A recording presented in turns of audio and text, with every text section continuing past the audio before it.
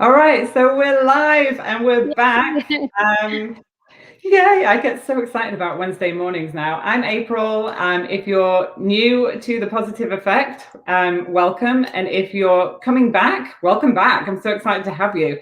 This is a weekly live broadcast on LinkedIn that I've started, and it really is to discuss retail, leadership. A positive effect of a great leader cannot be understated. And, we're going to talk about retail, like I said, careers, leadership, and all that great stuff. And I am so blessed, really, to have an amazing network of people to be able to bring on this weekly live. So today I am thrilled to bring Liza Amlani. I'm going to say your name right, Amlani. Perfect. The Positive Effect. And we're going to be talking about your career, about leadership, asking you questions about the future, and all, like, just diving into content. So I can't wait to get started. Welcome. Thank you so much for joining. Thanks for having me. I'm so excited. My favorite subject. Yay, mine too.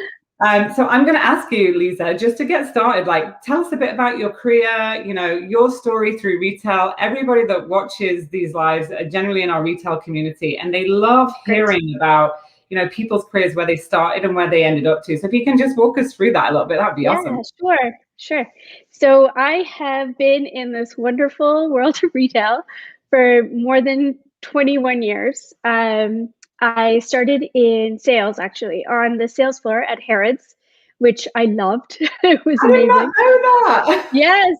I started at Harrods, and I actually started selling for Ralph Lauren, and I was also selling Armani Collezioni and Donna Karan Signature and some Versace. It was all part of that sales floor, and I was part of the I guess you work on the floor before you go into the buying office, so I was kind of training to understand the customer, and it was incredible. So that's really where I started my career. Then I moved into product design, where I designed bags, like who doesn't love bags and luggage. And I did that also based in the UK. My claim to fame is that I designed the bags for FIFA World Cup 2002. Wow. Which totally ages me, which is great. Thank God for lighting. And then I moved back to Canada, and I started my buying career officially at Holt Renfrew. And I was an MA there, and then I moved on to work for Clamonaco for the Caban stores, which I miss so much. And I bought all the women's wear and accessories. Loved it. Worked in a few more retailers. And then what did I do? Oh my God. Then I did some consulting, which was great. I did a lot of wardrobing, styling, merchandise planning, that sort of thing. And then, oh my God, my career is so long. Then I love it. We've got time. That's why we're featuring people's careers. Oh, good. It's so interesting where people started. And especially, I think we have a lot of people that follow us that come from shop floor. Like I was from shop floor. So I love hearing that you came from shop floor, because they're always like, how do I branch out? How can I do different things? So this is amazing. So keep going. I love it. Good. Okay, just a few more. Then I went back to Ralph Lauren, and I was one of the, I think, third people hired for Ralph Lauren Canada. I was the merchandising production manager. So I had to have an understanding of product development, product design, buying, merch, that sort of thing. Helping to actually get product into Canada to sell to our Canadian customers. Wow. I moved back to the UK in 2014, where I went back to Ralph Lauren, actually, and was the buying lead for UK, Ireland, Scandinavia, the Baltics, also France for a short period of time, and then moved back to Canada in 2018. Started my consulting career. I was working with Accenture in their retail strategy group. I can't say who my clients were, but I will tell you that they just launched a fabulous shoe yesterday. And now in November, I just started my own retail consulting practice. So I do a lot of mentorship, a lot of writing, a lot of connecting with amazing people like you, and just working with retailers and brands, helping them to leap into this new retail world. That's amazing. You know what? It's so funny. So I have an identical twin sister, and her first job as well was in Harrods. So, and it sounds like timing was around the same time. So that's I'll have to talk to her. Yeah, that was a great time in London to work for designer brands. I started off in a little tiny shop called Provito on South Malton Street that sold Versace. Oh, no way. Yeah. Just by Selfridges. Yeah, I love that was street. Yes. my first retail job. Yeah, it was. I just learned so much there, and I started off as a salesperson, and that was my first management job. So yeah, we were probably there at the same time. Who knew? Amazing. I think so. I bet we were. Hi, Fabiani. Nice to see you join the feed. Welcome. So I'm going to dive right into some content because I want to pick your brain and ask you lots of questions so that everybody watching this can get as much out of you as they can. And, you know, my aim with this is to like really make it like so that people can learn, right? So I love that story of shop floor to where you progressed in your career and now owning your own business, which is amazing because that's so inspiring for so many people. Hi, Sylvia. Sylvia, what a great journey. She also worked for Accenture. Oh my God. We'll connect later. That's amazing. So, okay, so you told me a little bit about your career in retail, and I always have my notes because I like to be prepared because I can talk. So I always say the positive effect of a great leader makes a huge difference. And I wrote a book about it, right? About my career in retail and positive leadership. So what is your style of leadership? And what has made you successful as a leader? Because you've had some really great growth in your retail career. Yeah, I would say the number one thing that I've taken throughout my career is empathy. I think empathy is something that, you know, I hold so dear to my heart. And I think I take that into all of my relationships, but also in my leadership style. I think having an understanding of what people go through, how everybody is different. It was actually one of the best advice I ever received from one of my VPs was that you can't lead everyone in the same way, and everyone is different. So you can't lead everyone in the same way. And having that empathy and understanding of not only all the buying assistants that I've had and the junior buyers and what they have to do, understanding the way that they work and how they can excel and push them to be set up for success. That's I would say that's my leadership style in a nutshell. And I just want to say hi to Indira because she's just joined. I used to work with her many moons ago. So great to see you, Indira, on the feed. So empathy, I think that's, you know, it was funny. I was having a conversation with somebody last year and they predicted that there would be empathy coaches in the future needed. Ooh, that's good. It was really interesting, like an interesting concept. So and somebody reached out to me the other day and said, April, I'm really working on communication. And I think empathy is the one that I want to really work on this year. So if you were going to coach somebody on how to develop their empathy, like what would that look like? What advice would you be giving somebody? I mean, I can really only come from the places that I've been to. And I think because I've lived in so many places, I've seen a lot of things. I think having that, you know, big world view, I think is so important. Seeing people fail, seeing people succeed, just all walks of life. I think that really grounds you. And I believe that's a great place to start. Is really having a good understanding of what people go through, because it's not all about work, and it's so much more than that. Especially in retail, you're there to build relationships, not only with your colleagues and who you work for and who you work with, but especially your customers. Everything is built around the relationships with your customers, and not only your customers, but your salespeople. They're your front line. And being a buyer, that's something that I really, really took to heart and stressed.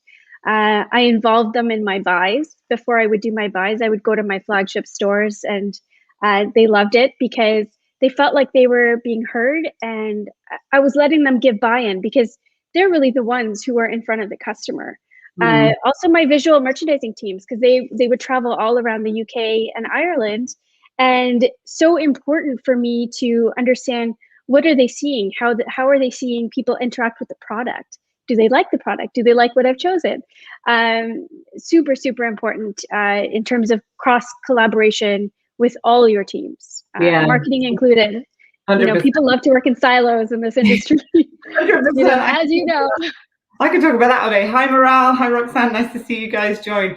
And you know what? I have so much respect for you guys as a buying team, because I always said I was the one that just, had to sell what you gave me. So I could like merchandise it, talk to the customer, romance it. But like my first experience of buying was when I worked at that store back in the day in London, Provito, that sold all the Italian stuff. And I remember going to, and I don't know if you remember this, this is going to date me too, but I remember going to the Iceberg showroom and we were designing Iceberg printed jeans, and the owner asked me, "Can you come with me, April? You sell, you help the customers. Can you, pick the the prints?" And I was like, "Okay, yeah, that sounds exciting." So there I go. I'm 20 years old, right? What do I know? And I'm like in the showroom with all of these prints, and I'm like, "Oh my God, I am so overwhelmed right now. I can't." So then I was like nervous. So then I was like really nervous. I picked a few. And then when it came into the store, I had this overwhelming feeling of like, oh my God, it has to sell, it has to sell, because I picked it. And I was like, after that experience, I said, I never want to be a buyer. Like, that's not my jam. Like, I will stay on the customer side and sell whatever you give me. So I have so much respect for you guys. And I think that cross collaboration is like, so important, right? So what you're talking about, going in and talking to the salespeople, sales associates and the managers and all that kind of stuff, super important. Like, so I'm going to dive into some more questions. I know I just, but I've got some more questions.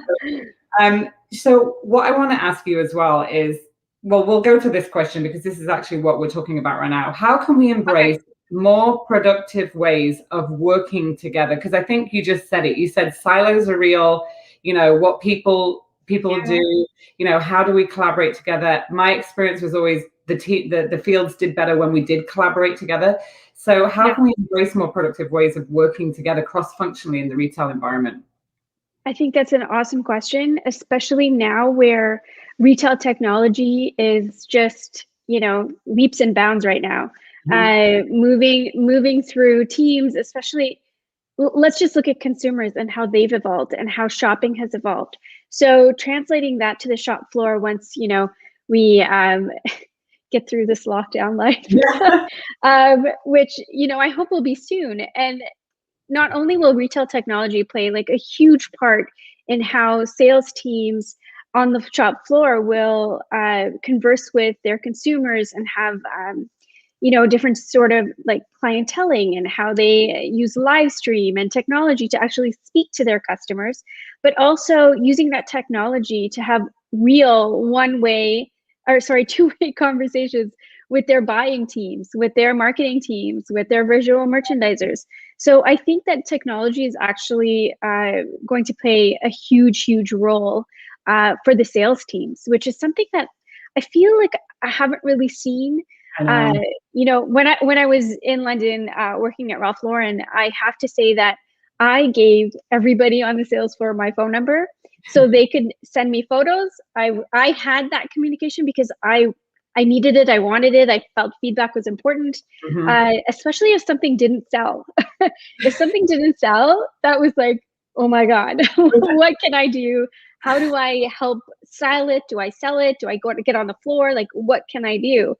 And that two-way communication was so key for me. But if I could have had that with like my phone with an app or something and talking to my sales teams in Scandinavia, in Oslo, in Galerie Lafayette or wherever, it would have been game changing for me. So, but you guys, whoever is working on a sales floor now, you guys are so lucky because technology is coming. It's going to make your life so much easier. When I was at David's Tea, we introduced, I'm going to give them a little plug right now, Nudge, because, and I introduced this app because of that reason, so that the frontline people could communicate directly to us. Because I found when I was as I grew in role, unfortunately, and I say this a lot in the book, and I do coach leaders on this, is your title goes before you when you grow into a role, right? Like when you become a senior or a VP or something like that. And then when you come into stores, people are like, oh, it's going to be so great. And like, you get this filtered feedback kind of thing. It's like all rosy and shiny. And it's not, because you're looking at the numbers. You're like, no, it's not all rosy and shiny. Like, give me the real deal. And I always remember being a store manager and always wanted to give that honest feedback. So that's why I introduced it, because I felt like sometimes feedback was getting kind of like polished as it was coming up the chain, and they were more concerned about 100%. how they acted and how they looked. Yes. Versus what was being said or being perceived as negative. And I always said, well, all feedback is constructive. So we introduced this app where they could like directly, and what I actually asked the buying team to do was, I said, post next season's line, like 5 of your best sellers, and have the field vote on it. And we did it a few times, and it was really successful, actually. It was really honest. They were like, yeah, we can sell this for that. So I think that's a way that they can collaborate together, right? What you're saying with technology, 100%. Yeah, exactly. I mean, how many PowerPoints did I receive from my visual merchandising teams? And I felt so bad for them, because they would take all these pictures, come back to the office after they've done, they're traveling all over the UK in some cases, come back to the office, put these big PowerPoints together, give me this big package. I'm like, no, just like text me, let's react quickly, because things change so fast. Yeah. So, and all that work. I was actually on Clubhouse last night, which is a new app.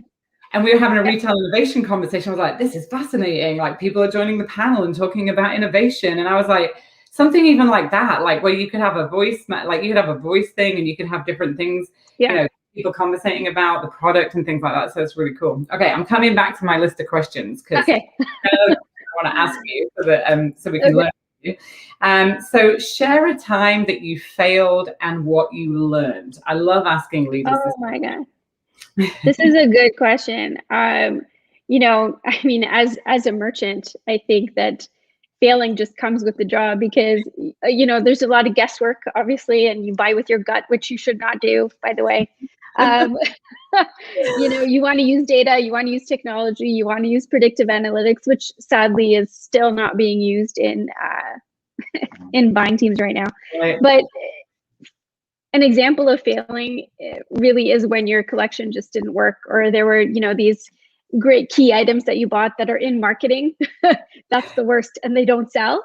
That to me, that's a huge mistake. But it's not really a mistake. Like, you can't control everything, but you can definitely learn from how much you buy. And I think that's a direct reflection on what's happening in the fashion industry right now. Overbuying and just like over inventory. I think it's such a grave problem that we have, that we've conditioned our customers or end consumers to shop sale, shop markdowns, shop every month we have a new drop and a new season dropping, new product assortment. No, we need to train our consumers to think differently. And that's how we'll train the retailers and the buyers to produce less, because everybody is overbuying. They're buying for markdown in some cases. So I think that's a mistake that we all have, that we all play in the game, where if you're a planner or if you're a buyer, you're overbuying. And to me, that's a huge mistake. Oh yeah, that's true. I mean, I've been the one that's had to deal with that. I've seen like a lot of brands though say they're going to like slow down, like high-end brands. My experience is only a little bit in luxury, like at the beginning and kind of somewhere in the middle, but like they're slowing down the collection drops and kind of like making the collections longer, which kind of makes sense as well. And like working from home for the last year, obviously, your whole attire is kind of changing, right? Like I live now every day, like my favorite. I never wore them before unless I was working out. That was it. So it's changing and evolving a lot, right? Exactly. And the shift in categories is such a good point you bring up, because I can't imagine being a buyer last year, or sorry, the year before, because you usually buy a year ahead. Seeing all that inventory sitting in my stores, and I can't move it because my stores are closed.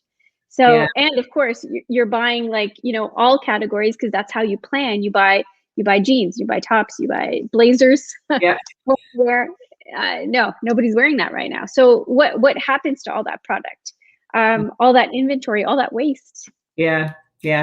And I think, again, like going back to like what you talked about earlier, just the associates in the store, like I was thinking the other day, I was talking to another retail leader and I was like, okay, what the magic of was being in sales and operations was being able to do drop-in visits at the weekend and like just kind of like So come by the Yeah. store and just kind of see what's going on. And now with, especially in Canada, we're in Canada, right? Not in the US so much, or maybe Right. other parts of the world, but in Canada, there's been serious lockdowns. And we were like, how do you do drive-by visits? And how do you get that customer feedback? And Yeah. hey, Marianne, nice to see you. Hey, Morale, nice to see you. Nice to see you, Roxanne, as well. And Angela, just saying hey to everybody. So like, yeah, it's really interesting because it's kind of like, how do you do those visits? How do you Yeah. reach to those customers and find out what's going on? Wherever I worked, I always wanted a customer survey and I always wanted an employee survey so that I could gather that feedback. So important, Right. especially now, because yeah, if you're buying a year, I was always fascinated by that. You buy a year in advance and then look at what's happened. So I think agility as well Yeah. is really key, right, going forwards, don't you think? Yes. Yes. Mhm. Definitely. I think everybody hates that word agile and pivot, and but it's true. Like you have to have that flexibility and that to be fluid. Yeah, Whether it's the depth of inventory you're buying, or is it the actual categories you're buying into. So having that customer validation closer to the time of let's say production, or when you are finalizing your line and your assortment, that is really key. And having somebody that is local in your regional markets, whether it's your sales teams that you collaborate with, or if you have a decentralized buying model and you have regional buyers, you need somebody in that local market to be speaking to your customers all the time. yeah. And having that collaboration even with your customer during line planning is, I think it's a phenomenal way to operate your business, because then you're not only closer to market, but you're faster to the marketplace with what the customer actually wants, almost in real time. Yeah, I don't know if real time is possible, but with made to measure it is, right. But Yeah. definitely you're more closer to the customer. Mm. And that's why collaboration is just so key across all levels, and across teams, and especially with the customer. Yeah, 100%. Like Yeah. I Yeah. always like I would always say to the field leaders, because they're really busy in the field and they're really focused on like so many different tasks that come up in their world, and they're fighting fires with people because 80% of the population generally in a big retailer is in the field, in the stores, in leadership. Yeah. Ron was talking about that last night on the Clubhouse Retail Innovation Chat. But it's really like how those retail leaders in the field. I'm like, pick up the phone, call, like, because you would want that, right? So that has to be encouraged. Yes. There's going to be new ways of working going forwards and what that looks like. And I know you had put like a question down to me about innovation in retail and technology. Yeah. And I just think, number one, listen to your customer, listen to your employees. Like on that innovation chat last night, it was all about, Yeah. all this complicated stuff. And I was like, how about innovating the way that the stores are measured on success? How about changing the way that the performance appraisals are done on a yearly basis, what that looks like, like how about changing certain things that have been like a certain way for such a long time. So I'm excited to see how that's going to evolve as well in the future. And I actually asked somebody the other day, are you actually doing performance appraisals on a year where everybody's been off work and closed? And they said, yeah. And I was like, are you changing the process? And they were like, that's a good question. I was like, that kind of needs to look a bit different. But okay, another Yeah. question for you. What advice would you give to someone who wants to follow in your footsteps? So we heard your amazing career at the beginning, from Harrods on the shop floor all the way to like leading Ralph Lauren, Europe buying team. So what advice would you give to somebody if they're listening to this and like, oh my God, this is inspiring me, this is motivating me, how can I follow in her footsteps? Well, I would say networking, network, network. With my program, I went to Ryerson School of Fashion, and the one thing that was super important for us, because it was also part of our grades, was to network and to intern. Intern, network, use LinkedIn. I mean, such a great tool. Use social media, talk to people. If you want to work in buying, I would say definitely work on the shop floor. Understand product assortments, understand what it is to manage those assortments through each season, and Yeah. then talk to the buyers. So definitely network, relationship build, and get on that sales floor. Yeah, that's what I would say. We're coming up to 25 minutes. We usually wrap up just under 30 minutes. And I know that you're like, Okay. oh, my battery might die. It's like the new world of technology, and we're embracing being, having humility and not being everything's perfect, because it's not. After last week, I learned that. So, I think that there's some really golden nuggets in what you've shared today, and I just really appreciate you jumping on and being a guest on the Positive Effect, and really My pleasure. helping us bring this retail conversation to life. That people that have actually done the job in the field, in the offices, have actually done it. Because that's where I felt like when I was growing up through retail, I was always searching, but we didn't really have the means that we have now, like to have lives like this, or to have that, social experience with people, networking, which now is so readily available on things like this. So I think working is key, but I'm just super grateful, Liza, for you joining. And, I'm going to say, do you want to plug what you're doing now? Like, what are you doing now? Yes, absolutely. Right? Yes. So I have a consulting firm called Retail Strategy Group. Check us out online. And I also have a media channel where we're creating content, and we released our newsletter last week. You can look it up, themerchantlife.com. And tomorrow's edition actually is talking about sales, which hopefully we're going to get you to give us a quote. Yeah, and just really understanding what sales teams have to go through. And I share some of my insights on what I went through and advice forward. So I think and I love that you're doing that, because again, it's just more information, more knowledge, more sharing. People can read. And I read your newsletter last week, and it was awesome. Great. Keeps us informed, right? Like, we need to stay informed so that we know what's going on in the world. Retail is such a busy job that our heads are down, plowed into it. And then when you get home, you're like, oh, like, whew, got a lot done today. But like, these snippets of information are great. They're super helpful. Yeah. And I think the key is having that retail information from a retail insider who's actually done the job. There's not a lot of us out there that I know of, and I'm hoping to meet more. But I do think that, we can read all the retail news all day, but getting some insights and understanding my point of view or your point of view as somebody actually doing the work, I think is just brilliant.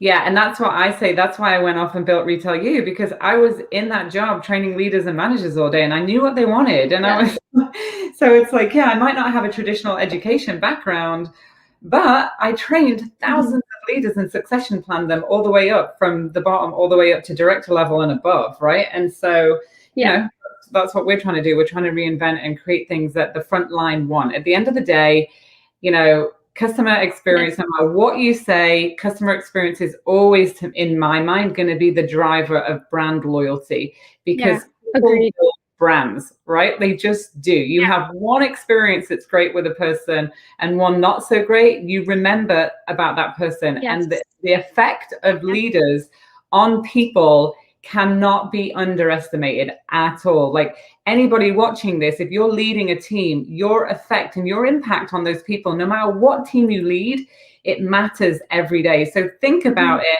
and think about having a positive effect on everybody that you have an interaction with, and lift them up, because now more than ever, everybody needs this, right? We need it, you need it, I need it, we all need it.